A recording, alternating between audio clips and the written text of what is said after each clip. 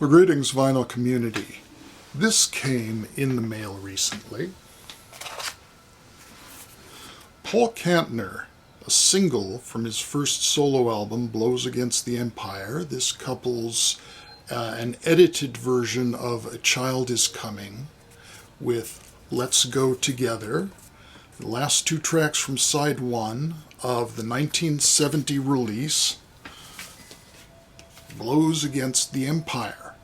And so that prompted me to make a little video about the album those songs came from.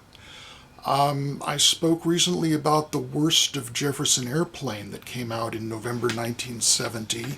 This was a concurrent release, also from November of 1970, when the airplane was being somewhat inactive. They were losing Marty Ballin, going through some personnel changes. And the only release from that year by the airplane itself was a single, Mexico, a song about Richard Nixon's campaign to stop the influx of marijuana from Mexico to the USA. And the B-side was Paul Kantner's composition, the science fiction-oriented Have You Seen the Saucers? So that fits in very neatly with the science fictional concept album, Blows Against the Empire. The album is based on the idea of the counterculture being unwilling to accept the older generation, and this is framed very much in generational terms, particularly on the opening track, being unable to accept the older generation's morals and ways, and wishing to leave the planet altogether, which they will do by hijacking a starship. The concept was apparently borrowed from a Robert A. Heinlein novel, Methuselah's Children. I have not read that novel, so I can't comment on that, but apparently it was significant enough that Paul Kantner did write to Heinlein to get permission to use the concept on his album. The album begins with Mau Mau American, and this is a blistering track right from the title, which frames the generational conflict in terms of the Mau Mau uprising in Africa, which was a revolt against 60 years of British rule in Kenya, and a very bloody conflict. American, I'm not sure what the significance is, except that it uses the K, and the German spelling of America with a K was commonly used at the time as a sign of contempt for the American establishment. The track itself is based on a pounding riff that does go through a number of change-ups throughout the piece. Opens with an a cappella chilling bit of harmony, a sort of incantation of "Hide, witch, hide, the good folks have come to burn thee, their keen enjoyment hid behind a Gothic mask of duty," which interestingly, I'm not sure intentionally, but kind of attributes a degree of hypocrisy to the witch hunters, who are obviously associated with the counterculture in that little poem. Goes on to a series of very biting lyrics, and the structure of the song is that there are no verses, no choruses, just a stream of lyrics and invective against the government, against the older generation. And I'm sure it gave the people at RCA Records lots of gray hairs, because they were always uncomfortable with the revolutionary side and the profane side of Jefferson Airplane. And here you've got some very militant lyrics from Kantner, dropping F-bombs, literally, as in the line, "Drop your fucking bombs." Let's go to the back cover there. And it all just is very brutal and scathing about the government, the older generation, and is as brutal an opening as I think they could come up with. And then for the second track, the mood of the album changes completely. We get the album's only cover song, which is The Baby Tree by Rosalie Sorrells. And this is a solo performance by Paul Kantner, accompanying himself on the banjo. And this and the following song are inspired by Grace Slick's pregnancy. Grace Slick at the time was pregnant with Paul Kantner's child. The joke at the time was that they were going to name the child God with a small g.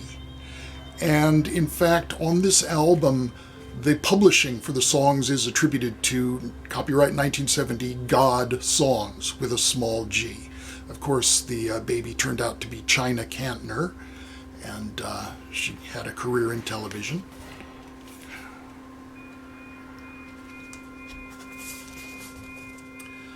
There's Paul Kantner with his marijuana hair, as shown also on that 45.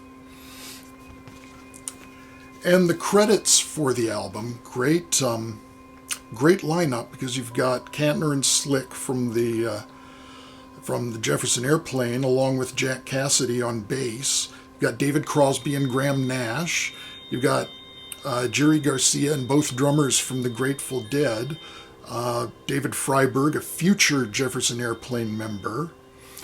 Joey Covington, also a future Airplane member, who did also play percussion on that single of Have You Seen the Saucers? And others.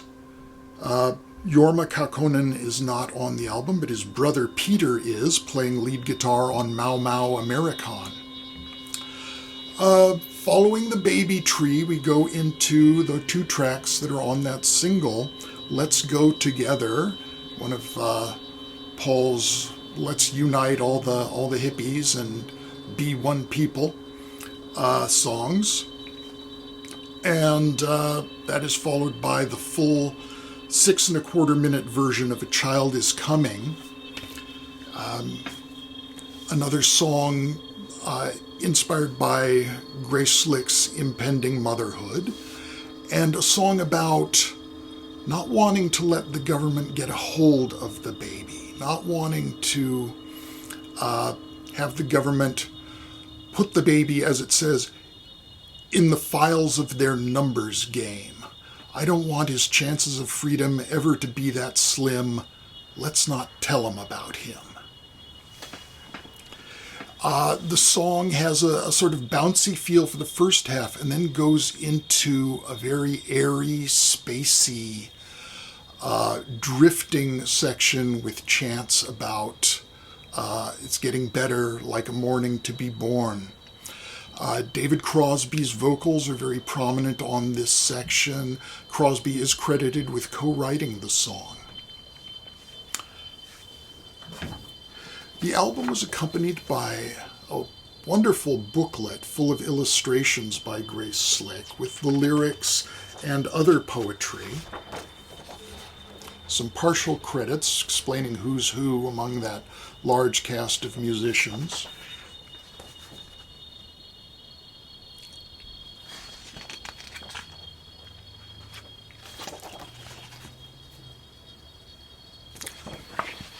Another poem by Grace Slick stating, I won't carry the government's child. I want to see his young head rising from the water chamber, warm with love, to the clear air, light, bright, and getting higher. Rainforest born, born desert warm, no processed child in hiding. It's none of the government's business who comes to or from my body. And here are the lyrics for side 2, which is where the starship concept comes in. The side opens with Sunrise, lead vocals by Grace Slick, most of the album being sung by Paul Kantner, of course, since his name is the one on the album. Great song, an invocation, an introduction to the whole grand concept of the side, about the human race basically being a failed experiment. And the accompaniment is by Jack Cassidy on overdubbed feedback basses, sounding like some sort of primeval bagpipe from the tar pits.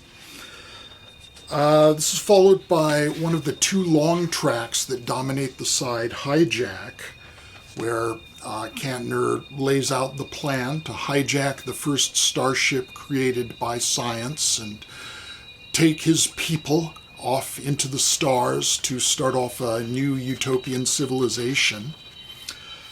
This is followed by a brief interlude of electronic music that depicts in sound terms the liftoff of the spaceship. And interestingly, this being one of the most experimental bits of music on the piece is co-credited to Graham Nash, who wouldn't normally be associated with the really out there side of this whole scene, but there he is.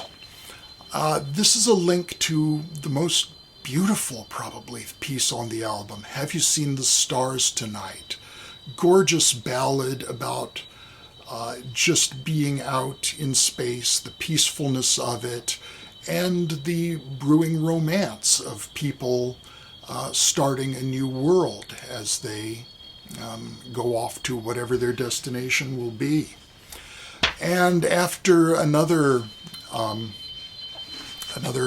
bit of electronic music, that first one being titled Home, the second one is XM, credited to Kantner, Phil Sawyer, Jerry Garcia, and Mickey Hart, is about a minute and change of space flight sound.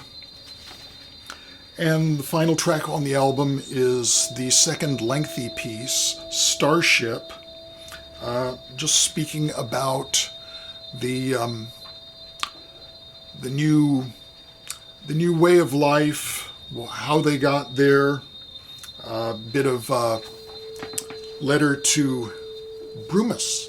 Brumus was a dog who was shown on the inner sleeve of, or the insert of, Crown of Creation, and that was a presidential pet.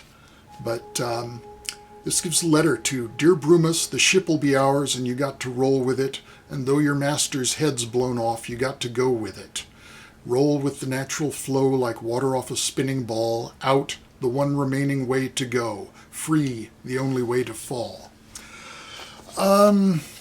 Admitting to the violence there that's implicit in the whole hijacking scenario, this is really a spin-off of the militant politics that were displayed on the previous Jefferson Airplane album, Volunteers, especially as embodied in the line from We Can Be Together, we are all outlaws in the eyes of America, and in order to survive we steal, cheat, lie, forge, fuck, hide, and deal.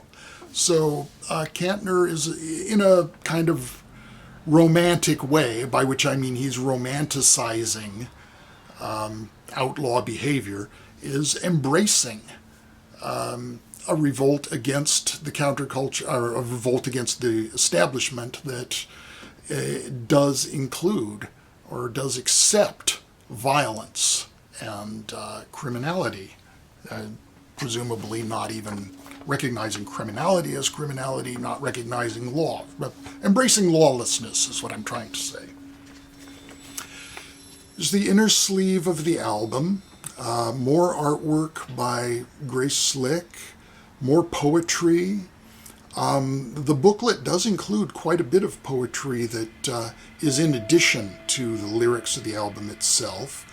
One of the poems even includes some lines that turned up as a verse on the next Jefferson Airplane album, Bark, from the song When the Earth Moves Again.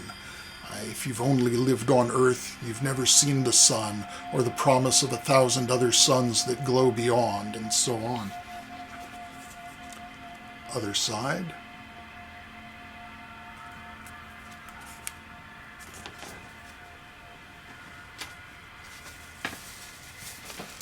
And the record itself on the RCA label 1970 pressing with the deep groove, if that means anything. This is my original copy. I'm not sure whether it was actually 1970 or early 1971 when I got this, but there it is.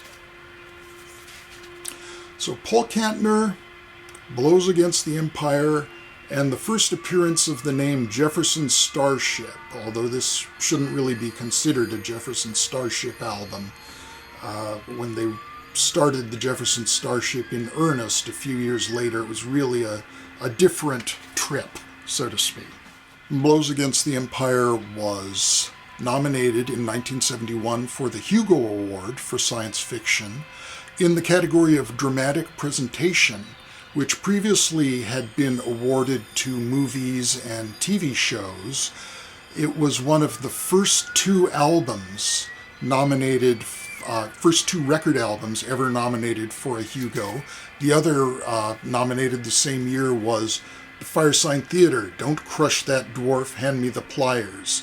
But Blows Against the Empire was thereby the first musical album ever nominated for a Hugo. The award was not given that year, though, so neither one actually won the award. That's it. That's Blows Against the Empire. And if you happen to be interested in music with a science fictional theme, why, how could you do better than to purchase the Hip Crime Vocab by Little Old Me? A new CD just released last month, and absolutely not burning up the charts. So be the first on your block. Go to michaelpdawson.bandcamp.com and you'll have your opportunity. Thank you very much for watching. Be well. Talk with you again soon. Bye-bye for now.